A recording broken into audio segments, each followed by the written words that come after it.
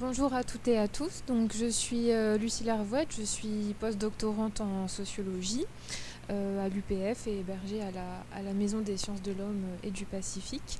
Et donc, je vais vous présenter une recherche en cours sur la résilience du système de santé globalement. Et dans le cadre de cette conférence, j'ai adapté de manière à faire un focus sur la question du changement climatique, même si ce n'est pas mon thème de recherche de prédilection. Alors, en termes de contexte, on sait dans la littérature scientifique, on prévoit de nombreux effets sanitaires du changement climatique, sur lesquels je reviendrai plus tard. Et on sait également, on prévoit que ces risques ils seront inégaux en fonction des caractéristiques des territoires et des populations. Donc la Polynésie française, de par son ancrage géographique, de par les caractéristiques sanitaires de sa population et de par son système de santé, est dans une situation de vulnérabilité face à ces impacts sanitaires. Du point de vue des sciences sociales, ce que l'on sait aussi, c'est qu'il y a une sensibilisation relativement insuffisante, tant de la part des professionnels de santé. Donc là, je fais une référence à une étude qui a été menée sur les médecins généralistes en Polynésie, que de la population générale, c'est-à-dire que même si les personnes sont informées de l'impact général du changement climatique, ils ne vont pas identifier des risques sanitaires et encore moins des risques potentiels pour eux sur le plan de leur propre santé immédiate. Donc la question que je vais poser aujourd'hui, c'est de savoir dans quelle mesure est-ce que la médecine traditionnelle, ses usages, ses représentants, pourraient être mobilisés pour améliorer ou pour assurer une meilleure résilience, ou une résilience du système de santé ici, face au changement climatique. Alors à l'échelle internationale, il y a quelques travaux qui ont été menés sur cette question de l'articulation entre changement climatique et médecine traditionnelle. Au Congo, au Cameroun, enfin dans des pays africains et en Inde, au Népal. Alors ces travaux, ce qu'ils ont montré, c'était plutôt l'impact négatif du changement climatique sur les usages et l'accessibilité de la médecine traditionnelle. Mais la question inverse n'a pas été encore posée, c'est-à-dire de savoir si cette médecine traditionnelle, elle pouvait être aussi un levier pour sensibiliser, agir sur l'impact du changement climatique. Alors en termes de méthode, rapidement, donc mon travail il s'inscrit dans le cadre d'un projet pluridisciplinaire qui s'appelle Résipoli. Moi je m'occupe du volet sciences humaines et sociales qui est consacré, comme je le disais, à cette question de la résilience du système de santé et à cet intérêt de solliciter, de reconnaître institutionnellement la médecine traditionnelle.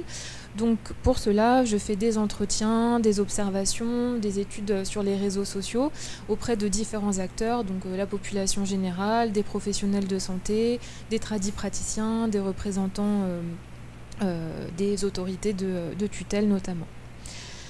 Alors, donc ce que je vais montrer, c'est en premier lieu quelques éléments pour mettre en évidence cette vulnérabilité du système de santé de la population en Polynésie, voir les leviers que peut représenter la médecine traditionnelle et finir par les contraintes et les freins vis-à-vis de cette perspective.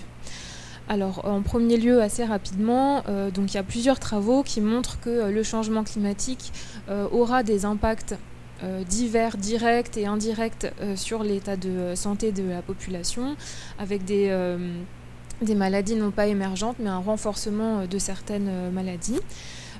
Tous ces impacts, ils sont médiatisés par des déterminants locaux liés à l'environnement, liés à l'état sanitaire de la population et aux usages et aux représentations de la population. Bien sûr, ces impacts auront un impact sur le système de santé, donc ça pose la question de sa résilience, et ces impacts seront modulés par la qualité du système de santé, et notamment par les soins primaires, qui représentent à peu près 90% des soins, et là où la médecine traditionnelle peut avoir sa place justement. Donc la Polynésie française, elle apparaît dans une situation de vulnérabilité face au changement climatique. Donc là, c'est pas ma spécialité, mais on a plusieurs communications qui ont pu le mettre en évidence. De par son infrastructure de santé et de par le maillage territorial, il y a une forte inégalité aux soins. On met souvent l'accent sur le comportement des personnes qui vivent en Polynésie, mais il faut souligner aussi que les infrastructures de soins ne sont pas nécessairement adaptées ni réparties également sur le territoire. On peut également parler des pratiques des professionnels qui ne sont pas nécessairement adaptées non plus aux usages de la population ni à leur représentation. Et puis, il y a certaines caractéristiques de la situation sanitaire en termes de pathologies qui sont surreprésentées sur le territoire, qui pourraient être accentuées par le changement climatique. Il y a par exemple des travaux qui ont mis en évidence le lien entre changement climatique et malnutrition, mais aussi obésité. Or, on sait qu'il y a un fort taux d'obésité en Polynésie française, par exemple. Alors, donc là, on a vu l'impact du changement climatique sur le système de santé et sur la santé en général. Notons également que le système de santé lui-même, le secteur sanitaire, a un impact sur le changement climatique. Donc là, je cite quelques publications qui énoncent que le secteur sanitaire contribue à 4,4% des émissions nettes mondiales de gaz à effet de serre. D'autres publications qui montrent que le secteur sanitaire, si c'était un pays, il pourrait être considéré comme le 5e pays le plus polluant. Les tutelles à l'échelle internationale et locale sont sensibles à cet enjeu. Donc en France, on a eu un plan pour réfléchir à l'impact sanitaire du climat et on a eu aussi les actions par exemple au CHPF pour limiter les émissions. Donc 2 enjeux apparaissent ici, limiter les émissions et s'adapter aussi aux conséquences du changement climatique.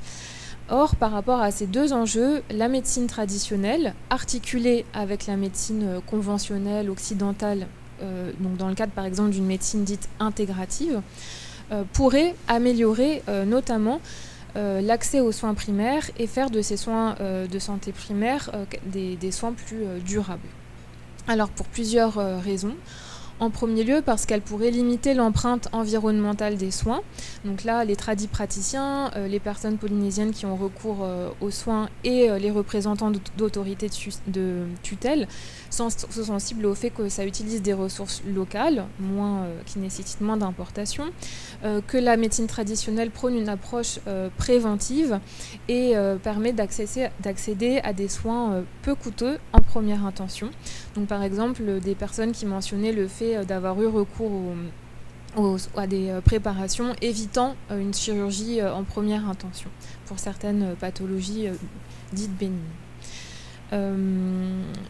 Le fait de généraliser, de faciliter l'accès à la médecine traditionnelle par son institutionnalisation permettrait aussi d'améliorer le maillage territorial et l'accès aux soins. On peut aussi citer un autre levier qui serait de sensibiliser aux enjeux de sauvegarde des espèces au niveau de la population.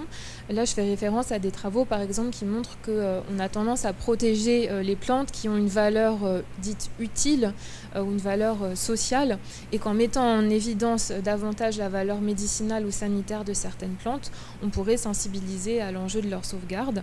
D'autant que la médecine traditionnelle s'appuie en plus sur une forte valeur identitaire, voire spirituelle pour certaines personnes. Donc au-delà de la valeur sociale et instrumentale directe, ça peut mettre en évidence également une valeur identitaire culturelle. Et enfin, il y a un contexte sanitaire et politique favorable en ce moment suite à la crise sanitaire qui a certes engendré une crise de confiance dans la santé conventionnelle et dans le système de santé, mais qui a aussi suscité un regain d'intérêt pour cette médecine traditionnelle, notamment de la part des autorités de tutelle et de la population. Et on le voit avec, à l'échelle locale, plusieurs initiatives, comme la Semaine du Rao Tahiti, mais aussi à l'échelle du territoire, la création d'une commission dédiée aux plantes aromatiques et médicinales. Alors, maintenant qu'on a vu les leviers et les perspectives offertes par cette médecine traditionnelle institutionnalisée, il faut néanmoins souligner plusieurs freins et incertitudes qui pourraient gêner, entraver cette perspective. En premier lieu se pose la question de la durabilité de cette médecine traditionnelle polynésienne, enfin de ces médecines traditionnelles polynésiennes. En premier lieu, puisque la transmission des savoirs a été pendant longtemps bloquée parce qu'elle n'était pas valorisée dans le cadre de la colonisation et parce qu'encore aujourd'hui, il n'y a pas d'institutionnalisation ou de reconnaissance de cette médecine. Il y a aussi la question de la perte de la biodiversité et du changement des propriétés des plantes et donc de leur qualité, voire de la sécurité de l'usage, si elles ne poussent pas dans les mêmes conditions que celles où les tradipraticiens ont été formés lorsqu'ils étaient petits. Donc l'accessibilité, la sécurité des plantes se pose du point de vue des tradipraticiens eux-mêmes. Il y a aussi la question des réticences de la part des institutions et de la population générale. Alors du côté du champ sanitaire, il y a plusieurs réticences de la part des autorités et des professionnels qui sont liées à la traçabilité des plantes, au fait que ça s'articule difficilement avec l'EBM, l'Evidence-Based Medicine, qu'il n'y a pas d'évaluation encore médico-économique. Mais du côté des tradipraticiens et de la population aussi, il y a des réticences qui sont liées notamment à la peur d'une instrumentalisation, d'un pillage de ces savoirs qui ont une valeur non seulement économique, sociale, mais aussi symbolique et identitaire très fort. Donc je vais rapidement vous lire la première phrase de cet extrait qui synthétise bien en plusieurs discours que j'ai reçus. « Notre savoir, ça ne se vend pas et ça ne s'écrit pas dans un livre où un voleur viendra te voler nos savoirs du Rao Tahiti, ça se transmet. » Donc on voit aussi dans la suite de la citation une référence à Dieu. Donc il y a vraiment une valeur identitaire, spirituelle et symbolique qui peut limiter cet usage instrumentalisé par les institutions et par le système de santé de la médecine. Et enfin, se pose la question des effets pervers sur l'environnement de cette médecine traditionnelle, liés par exemple au fait qu'en institutionnalisant cette médecine, on pourrait accentuer des importations de produits présents localement mais cultivés moins chers à l'étranger, donc dans le cas du noni, ou le fait que deviennent à la mode, entre guillemets, d'autres plantes médicinales à forte notoriété, comme l'artémisia ou la plante dite doliprane.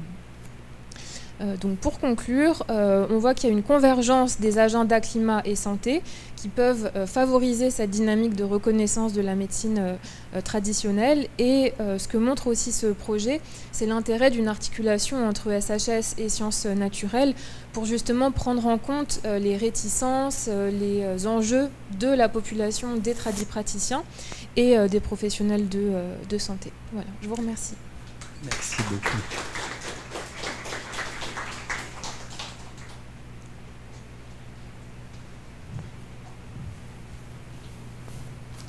Ouais, merci beaucoup pour cet exposé très intéressant. Donc, je pose un peu une petite question. Quelles pourraient être les solutions, une ou des solutions apportées pour cette durabilité, pour apporter plus à la durabilité de la médecine traditionnelle, d'après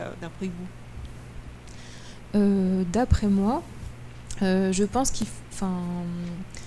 d'après moi et d'après ce que j'observe sur le terrain, la priorité des personnes que j'ai interrogées, c'est qu'elles aient la main sur tout ce qui se passe. Même si elles n'ont pas une capacité à communiquer, à s'adresser en public ou à écrire, il faut qu'elles soient aux mains des organes, enfin qu'elles soient à la tête des organes qui vont décider de cette institutionnalisation. Par exemple, à la commission qui est en train de se monter.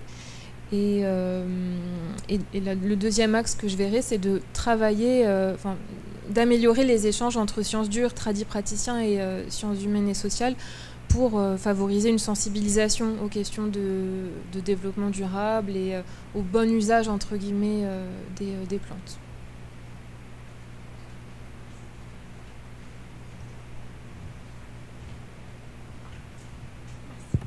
Moi, merci pour ton exposé. J'avais une question sur justement les mesures d'efficacité.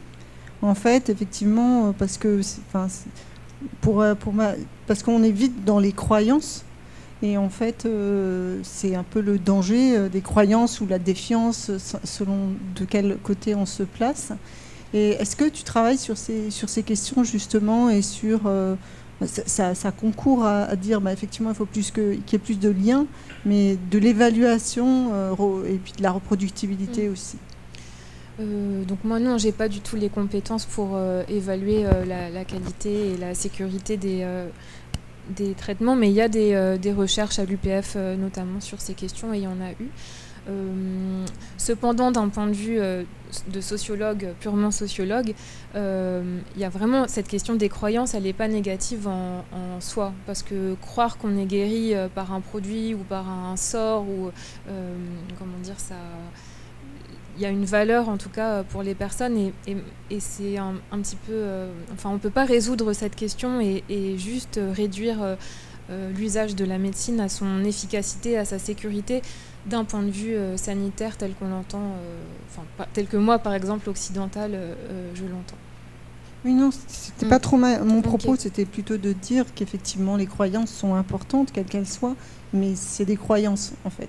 Donc moi je suis science dure, mais je m'interroge effectivement, parce que sinon c'est la vie d'une personne contre une autre, et on a vu tous les dégâts que ça pouvait engendrer dans des situations de crise. C'est pour ça que je m'interroge. En tout cas, dans ce que j'ai observé dans des espaces d'échange, c'était une discussion qui ne pouvait pas être résolue parce qu'on n'a pas le même référence sur l'égalité, sur la sécurité, sur la valeur de la vie. Mais, je peux qu'adhérer, mais je comprends aussi qu'on ne puisse pas résoudre cette tension.